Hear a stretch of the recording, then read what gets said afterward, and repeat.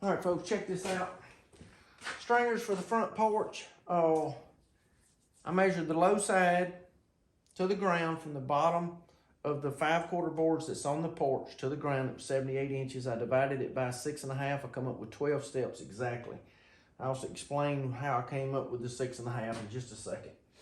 All right. On the 6.5, I'm using 5/4 boards. They're 5.5 inches wide. They're 1 inch thick. So if you added that inch to that 5.5, you would come up with a 6.5. That's going to be the rise. Okay, that's the rise on your framing square. 6.5 inches. Make a mark on your square. If you wanted to go less or more or whatever, you can do that. But all you got to do is divide by whatever height of step you're wanting to do.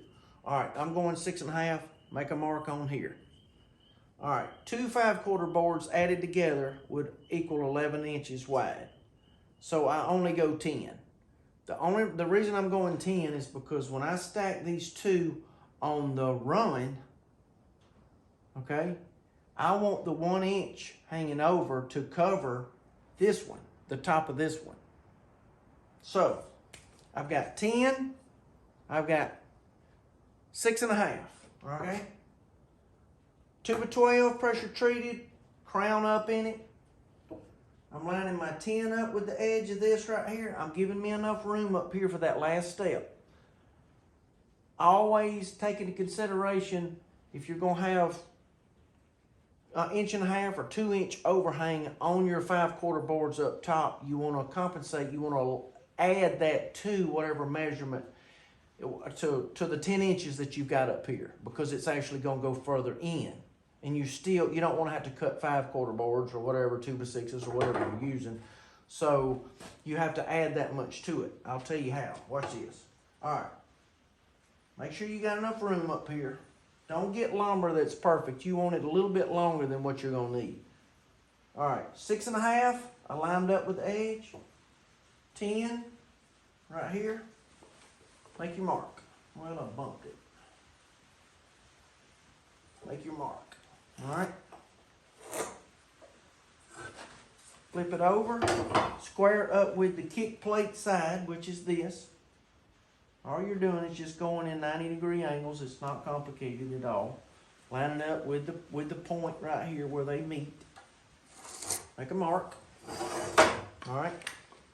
You've got your 10 inches right here for your 2 5/4 boards, plus the 1 that's going to cover up this kick plate that sits right here, plus the 1.5 inches that I'm going to have overhanging on my existing 5/4 boards. All right, then you make that mark, 11.5 inches. Make that mark, and then square off of this mark. Off of this line right here. Like I said, all you're doing is 90-degree angles. That's how I may see it. Simple, simple, simple. All right. This part right here is what you're actually going to attach to your belt. You know, your belt or your porch. All right. Now, you've got that established. You've got your first step. All you're going to do is line up with the 10-inch mark right here on your framing square. All right, and you're going to line your 10-inch mark down here up right to the edge of your 2x12. This is the way you're running all the way down, okay? 12 steps.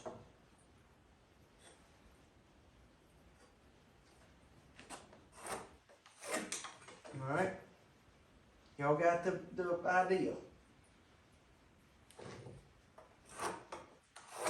Okay, 6.5 and 10. All we're doing.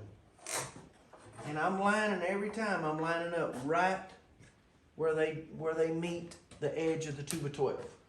Cut all of this out right here, and then I'll show you tomorrow when we get a little daylight, and I'll get all these cut out, and we'll put these bad boys up tomorrow, and we'll be walking up some stairs, but I'll show you how it works. There's going to be a 5/4 board right here. That's 5.5 inches wide. There's going to be a 1 inch thick. There's going to be 2 of them sitting like this. You're going to have that 1 inch overhang that's going to cover your kick plate up. Appreciate y'all.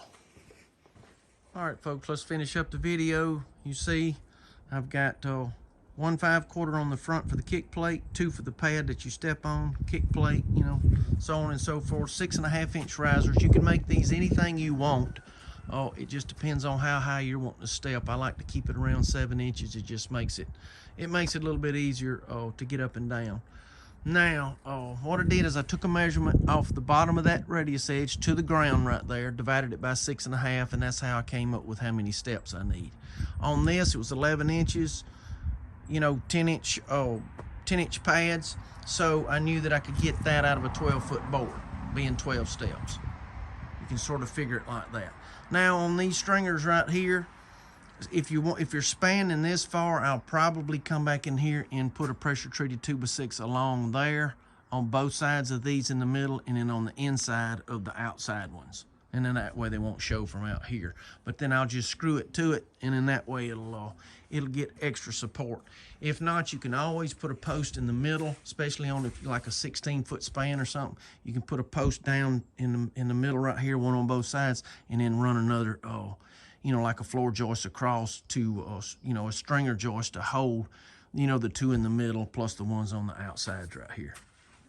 On that 5/4 board up there, I did get that complete. It's all down. It's not screwed down yet, but when Hannah gets back, I'm going to put her on that drill and let her get at it. But all I did was tack them. I always pull them up tight because they will shrink, and the blowing rain will run on through the boards, and they won't just be puddled up on the porch right there. I used to put a little foul in my porch, and you can if you want to, but I try to keep them level now because they just look better. You know, because somebody will look at it and say, man, what, you know, it looks like it's leaning downhill, and I just go level and let the water run through the cracks when it shrinks.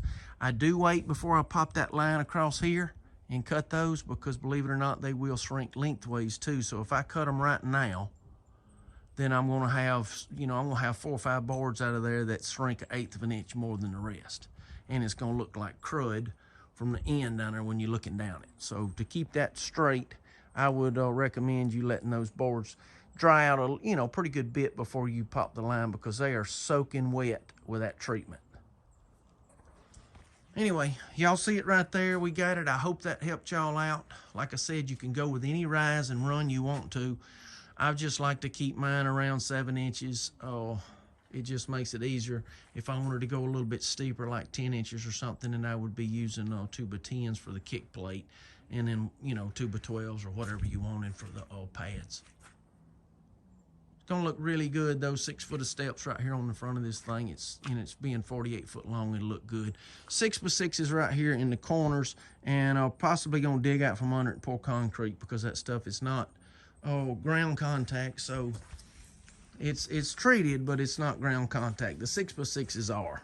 So I may just dig down up under that and just pour a little bit of concrete, and then keep the dirt off of the bottom of those. So, you know, if that bottom step, because it's in the ground pretty good bit. But I wanted to get y'all something to look at. It's gonna look really good. Hey, y'all have a good one. Appreciate y'all.